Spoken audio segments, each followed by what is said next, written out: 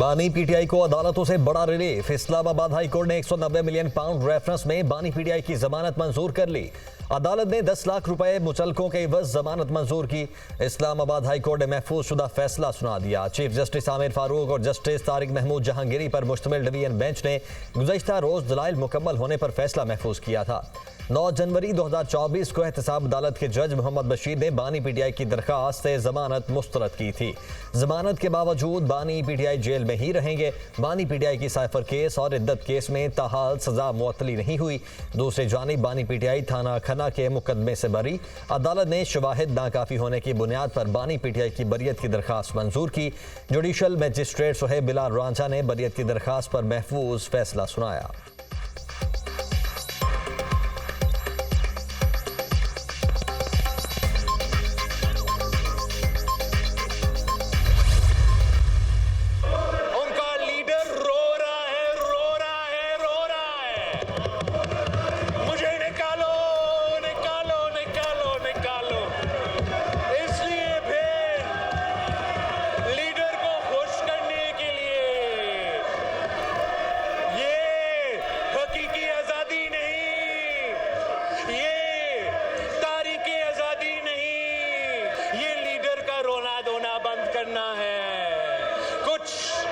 कुछ सामने दिखाना है, कुछ पीछे कुछ और करना है। ये है इनकी सियासत। पाकिस्तान पीपल्स पार्टी इस गालिब गलोच की सियासत को, इस नफरत और तकसीम की सियासत को, इस दहशतगर्दी की सियासत को अवाम के मैदान में जमहूरी अंदाज से शिकस्त दिलवाएंगे। Chairman peoples party Bilawal Bhutto Zardari की अपोजिशन पर कड़ी तनकीद। कौमी असेंबली में इजहार ख्याल करते हुए कहा कि अपोजिशन बात आइन की बालादस्ती की करती है, मगर उसे बात एस्टेब्लिशमेंट से करनी है। अपोजिशन जानती है किसके पाँव पकड़ने हैं, इसलिए वो सियासतदानों से बात नहीं करते। अपोजिशन एस्टेब्लिशमेंट के पाँव पकड़कर ज़बरदस्ती मुदाखलत कर रही है। अगर ये 9 मई की माफ़ी मांगने को तैयार नहीं तो इनका रोना धोना जारी रहेगा। 9 मई को एहतजाज नहीं, हुकूमत और फौजी क़यादत के खिलाफ बगावत थी जो नाकाम हुआ। इनका लीडर रोना रो रहा है कि मुझे निकालो, और ये सब उन्हें खुश करने के लिए रोना धोना कर रहे हैं। हम में और गैर सियासी लोगों में फ़र्क है। ये अवाम के मसाइल हल करना चाहते हैं, ना इन्हें जमहूरियत में दिलचस्पी है। पहले पंजाब को गुजार का तोहफा दिया, अब इसी किस्म का वज़ीर आला खैबर पख्तूनख्वा लगा दिया। बताया जाए कि खैबर पख्तूनख्वा का क्या कसूर है। अली अमीन गंडापुर को किसी और ने वज़ीर आला बनवाया, इसकी सेटिंग बहुत अच्छी है। अली अमीन गंडापुर इनका बहुत अच्छा बच्चा है, खान को दिखाने के लिए हवाई फायरिंग करता है। बिलावल भुट्टो की तकरीर के दौरान अपोजिशन का शोर शराबा, शदीद एहतजाज किया गया।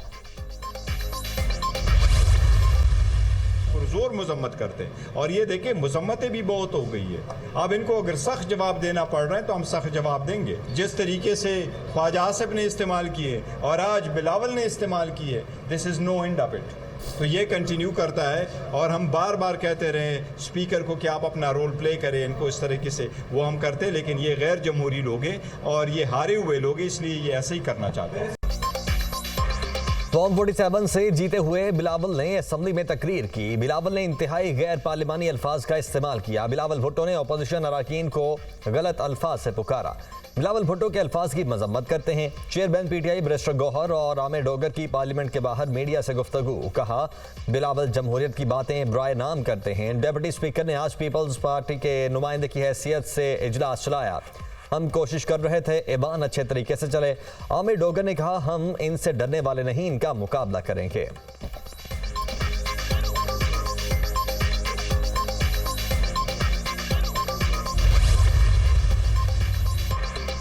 सरबराह JUI मौलाना फजलुर रहमान का हुकूमत से मुस्ताफ़ी होने और दोबारा इलेक्शन कराने का मुतालबा। मुल्तान में न्यूज़ कॉन्फ्रेंस करते हुए कहा कि मुल्क में हुकूमत ही है ही नहीं।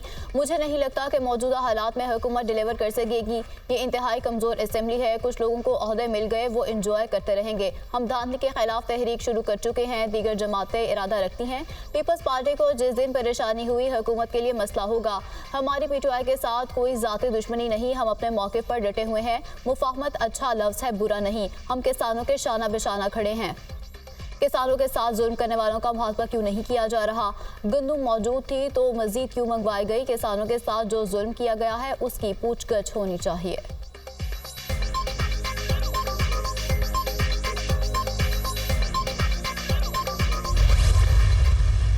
किसानों का मुआशी कत्ल हुआ है, वो जो मुआशी कत्ल इस वक्त जारी है, उस पे इस हाउस का मुतालबा है कि अकाउंटेबिलिटी होना चाहिए। शहबाज शरीफ साहब को ढूंढना चाहिए कि ये कौन से ब्यूरोक्रेट्स है, कौन से मिनिस्टर्स है जो इस स्कैंडल में मुलव्विस थे, उनके खिलाफ एक्शन लेना चाहिए, और जो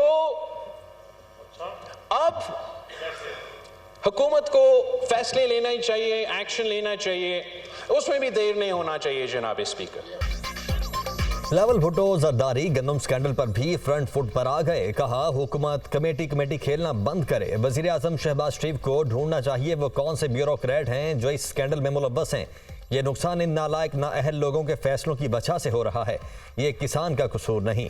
मार्केट में किसानों को रेट नहीं मिल रहा। हर तरफ से पाकिस्तान का किसान परेशान है। हुकूमत ने एक्सपोर्ट पर भी पाबंदी लगा दी। किसान जाएं तो कहां जाएं। हुकूमत तरक्की चाहती है तो कल के बजाय आज फैसला करे। एक्सपोर्ट पर फौरी पाबंदी हटाई जाए। आप आज पाकिस्तानी किसानों से गंदम खरीदें और मुआशी कत्ल बंद करें। पंजाब हुकूमत ने तो गंदम की खरीदारी ही नहीं की।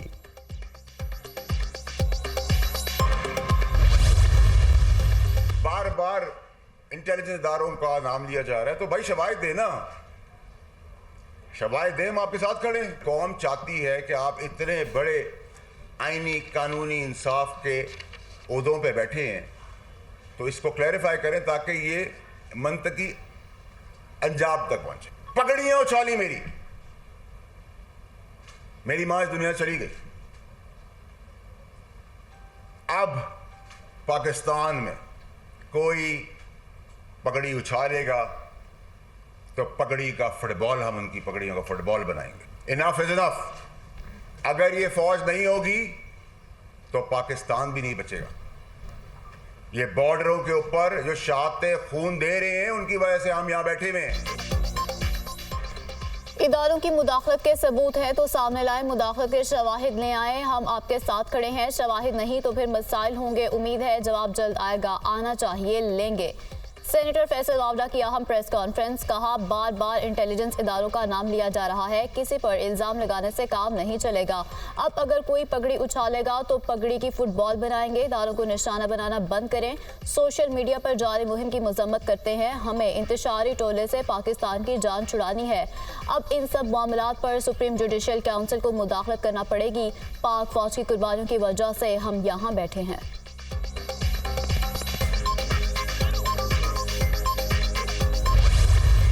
आइंदा बजट में ताजिर दोस्त ऐप में शामिल न होने वालों के खिलाफ कार्रवाई का फैसला। ऐप में शामिल न होने वालों को नोटिस भेजे जाएंगे। ताजिर दोस्त ऐप न लेने वाले गैर रजिस्टर्ड कारोबार पर 10,000 रुपए जुर्माना आयद होगा।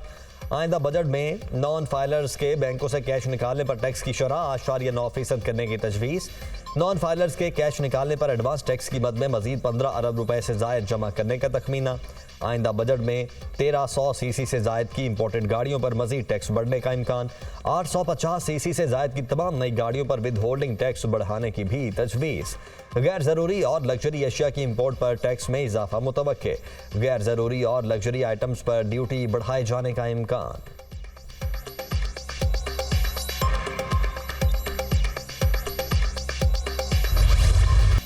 महंगाई से परेशान बिजली सार्फिन पर मजीद बोझ डालने की तैयारी मुकम्मल। आइंदा माली साल में सार्फिन पर 347 अरब रुपए का बोझ डालने की तजवीज़। कैपेसिटी चार्जेस के नाम पर 17 रुपए 42 पैसे फी यूनिट तक वसूल करने की भी तजवीज़ है। फ्यूल कॉस्ट की मद में 9 रुपए 34 पैसे फी यूनिट मुतय्यन करने की दरख्वास्त। बिजली के नरखों में 3 रुपए 48 पैसे फी यूनिट माहाना ऑपरेटर फीस शामिल करने की तजवीज़। बिजली कंपनी टैक्सेस शामिल करके सार्फिन को बिजली फरोख्त करेंगी।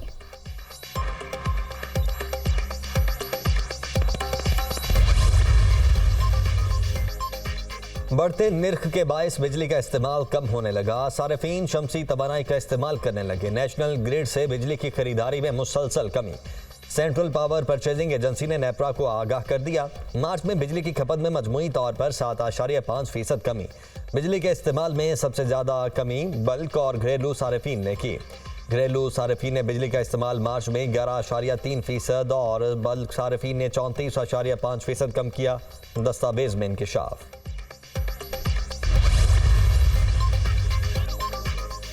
वज़ीर आला खैबर पख्तूनख्वा और गवर्नर की जंग में शिद्दत आ गई। गवर्नर फैसल करीम कुंडी के केपी हाउस इस्लामाबाद आने पर पाबंदी आयद कर दी गई। वज़ीर आला अली अमीन गंडापुर ने केपी हाउस से गवर्नर की एनेक्सी का सामान बाहर निकलवा दिया।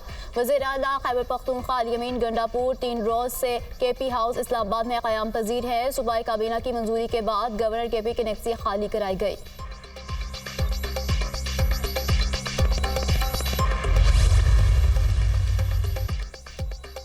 मुशीर खैबर पख्तूनख्वा बैरिस्टर सैफ का कहना है कि खैबर पख्तूनख्वा हाउस में गवर्नर के लिए मुख्तस ब्लॉक खत्म कर दिया।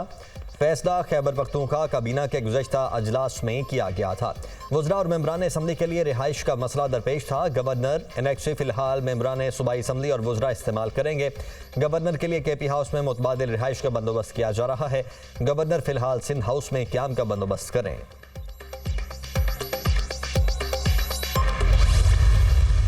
मैं किसी लफ्ज़ी जंग में, किसी सियासी जंग में नहीं पड़ूंगा। हम सूबे के मरकज़ और सूबे के दरमियान तलख़ियाँ पैदा नहीं करेंगे जिससे हमारे सूबे की आवाम सफ़र करे। गवर्नर हाउस कभी किसी के खिलाफ साजिश का गढ़ नहीं बनेगा। मैंने कल भी अपने CM साहब को दावत दी है कि आए मेरे साथ खाना खाएँ, या वो खर्च कर ले, मुझे बुला ले, मैं उनके पास खाने के लिए तैयार हो जाने के लिए। कोई किसी पर पाबंदी आयद नहीं कर सकता। सियासी जंग में कभी नहीं पड़ूंगा। सूबे और मरकज के दरमियान तलखियां पैदा नहीं करेंगे। गवर्नर हाउस से कभी कोई साजिश नहीं होगी। सियासत अलग, लेकिन सूबे का मुकदमा वफाक के साथ लड़ूंगा। गवर्नर खैबर पख्तूनख्वा फैसल करीम कुंडी की गुफ्तगू। वज़ीर आला केपी अली अमीन गंडापुर को गवर्नर हाउस आने की दावत।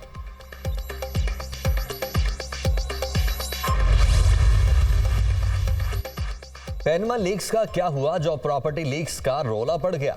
नवाज शरीफ का पैनमा से कोई ताल्लुक नहीं था, उसे टारगेट कर लिया गया। अब प्रॉपर्टी लीक्स में क्या नया इंकिशाफ हुआ है। वजीर दिफा ख्वाजा आसिफ का ट्वीट, कहा परवेज मुशर्रफ, शौकत अजीज, फैसल बावडा और बहुत से नाम पहले भी थे। ये नाम पहले भी थे और इनकारी भी नहीं थे। वारदात क्या हुई कोई बताए। ये पुरानी डिब्बा फिल्म का चरबा है। वही कहानी, वही किरदार, वही नाम। नई बात क्या है। लगता है असल वारदातियों से तवज्जो हटाने का मंसूबा है।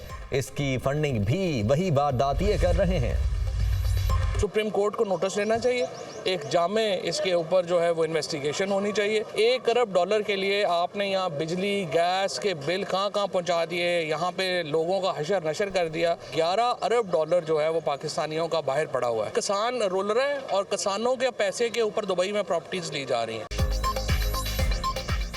दुबई लीक्स की तहकीकात होनी चाहिए। पाकिस्तानियों के $11 अरब बाहर पड़े हैं। यहाँ $1 अरब के लिए बिजली और गैस के बिल कहाँ पहुँचा दिए। बानी पीटीआई इसलिए बुरे लगते हैं कि वो करप्शन के खिलाफ बात करते हैं। साबिक वफाकी वजीर फवाद चौधरी की मीडिया टॉक, बोले किसान रुल रहे हैं और ये किसानों के पैसे से बाहर जायदादें खरीद रहे हैं। मौलाना फजल रहमान माहौल बेहतर बनाए फिर बात हो सकती है। सरबरा अवामी मुस्लिम लीग शेख रशीद का कहना है कि पैनामा के बाद दुबई लीक्स भी हुकूमत के खिलाफ है। सियासत में जुडू कराटे होने चाहिए। अवाम ने वही करना है जो आज़ाद कश्मीर में लोगों ने किया है। लोगों में कचरा फंसा हुआ है।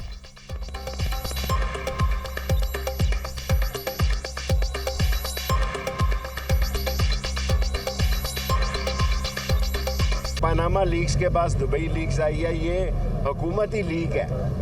इस हुकूमत के ही रिंग पिस्टन बैठे हुए हैं। इसके प्लगों में कचरा फंसा हुआ है और इसका इंजन धुआं दे रहा है। मैं कह चुका हूँ कि 30 जून से पहले सियासत में बहुत बड़ा जुडो कराटे और बैंकॉक के शोले और बगदाद की रातें होनी है।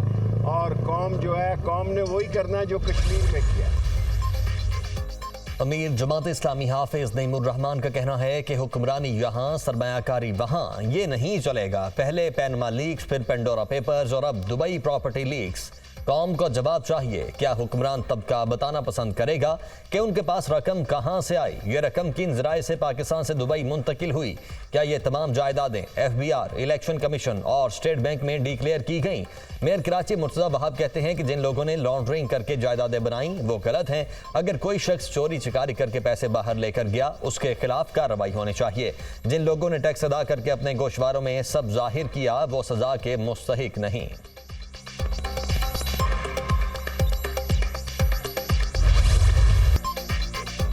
पाक पाक फौज का फतह 2 गाइडेड रॉकेट सिस्टम का कामयाब तजुर्बा। ISPR के मुताबिक फतह 2 गाइडेड रॉकेट सिस्टम 400 किलोमीटर तक हदफ को निशाना बनाने की सलाहियत रखता है। फतह 2 में दुरुस्तगी से अहदाफ को निशाना बनाने और किसी भी मिसाइल दिफाई निज़ाम को शिकस्त देने की सलाहियत है।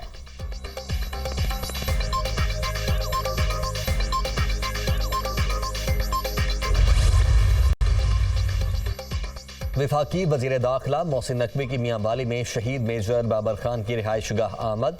शहीद के वालिद नूर खान से मुलाकात, दिलासा दिया।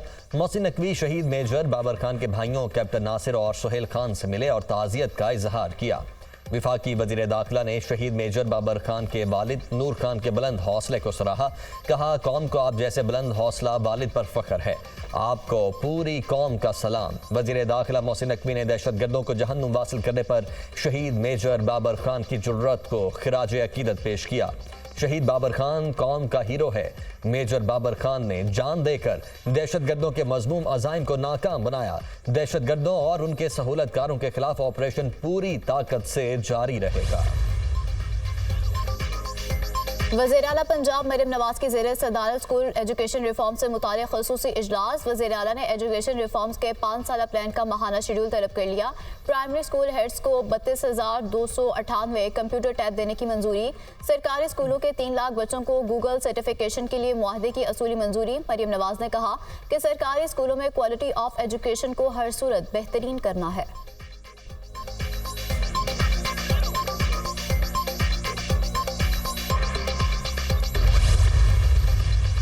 लोगों की बेइज्जती करना, लोगों के ऊपर झूठे इल्ज़ामात लगाना और या उसके ऊपर सस्ती शोहरत हासिल करने की कोशिश करना, जो हद तक मेरी की गई है वो वो 3 मिलियन से ज़्यादा की जो है उस पर डैमेजेस जो है वो बनते हैं। 180 डेज़ के अंदर इस पूरी प्रोसीडिंग्स को कंप्लीट होना है। किस दिनों के अंदर की 3 तारीखें, उसी जो है वो नोटिस के बाद वो 3 तारीखें उनको दे देंगे कि ये आपकी तारीखें हैं, इसके ऊपर आपने तशरीफ़ लाकर जो है वो आपने अपना जवाब जमा कराना है।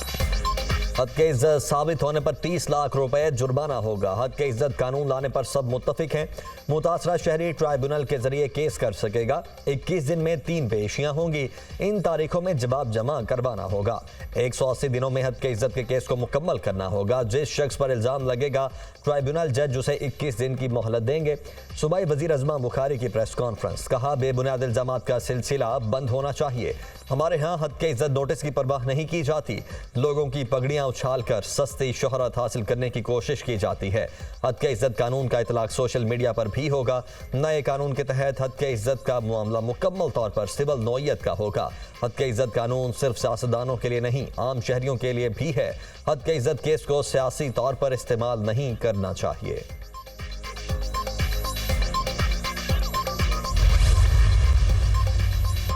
साबिक वज़ीर आला चौधरी परवेज़ इलाही का कहना है कि पाकिस्तान के मौशी और सियासी हालात बानी पीटीआई से मुज़ाकरात के बाद ही बेहतर हो सकते हैं। बानी पीटीआई ने पाकिस्तान की सलामती और तरक्की के लिए मुज़ाकरात की हामी भरी। बानी पीटीआई की रिहाई का खौफ जाली हुक्मरानों को चैन से नहीं बैठने दे रहा। हर मसले का हल बातचीत के जरिए निकाला जा सकता है। लगता है नून लीग मुज़ाकरात के लिए संजीदा नहीं। नून लीग में 2 बयानिए चल रहे हैं, एक मुज़ाकरात के हक में है और दूसरा हुक्मरान तबका फरार चाहता है।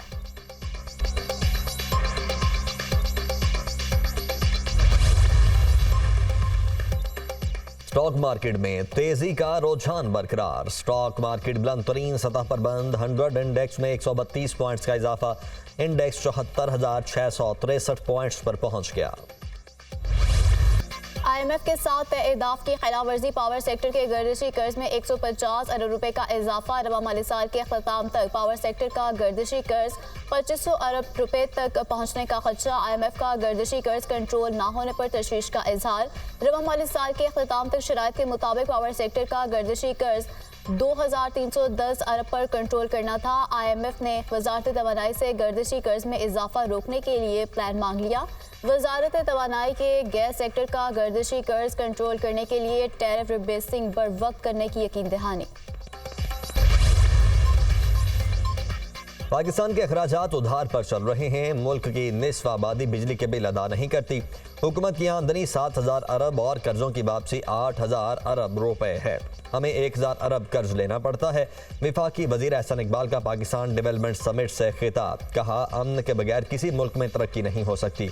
सियासी इस्तेहकाम के बगैर कोई पॉलिसी कामयाब नहीं होगी। भारतीय वज़ीर-ए-आज़म अपनी इंतखाबी मुहिम में हमें जुगते मार रहा है। इक्तिसादी तरक्की में हमसाया मुमालिक को पीछे छोड़ना है।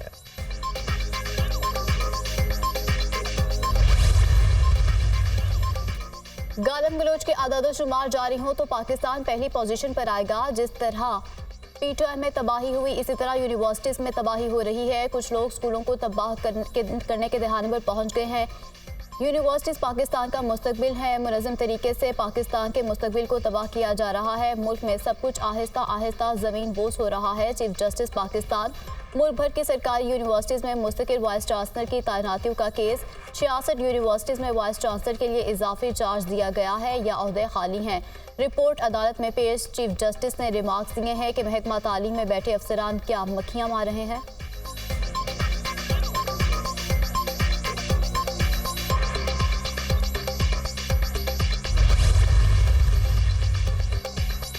पंजाब, सिंध और बलूचिस्तान में मौसम शदीद गर्म। दादू और नवाबशाह में पारा 44 को छू गया। सिबी में दर्जा हरारत 43, लाहौर में 41 को पहुंच गया। जबकि आज से 31 जुलाई तक मौसम गर्म रहेगा। जबकि मौसम गर्मा की तातीरात बलूचिस्तान के सर्द इलाकों में 22 जुलाई से 31 जुलाई तक तालीमी इदारे बंद रहेंगे। लामिया जारी।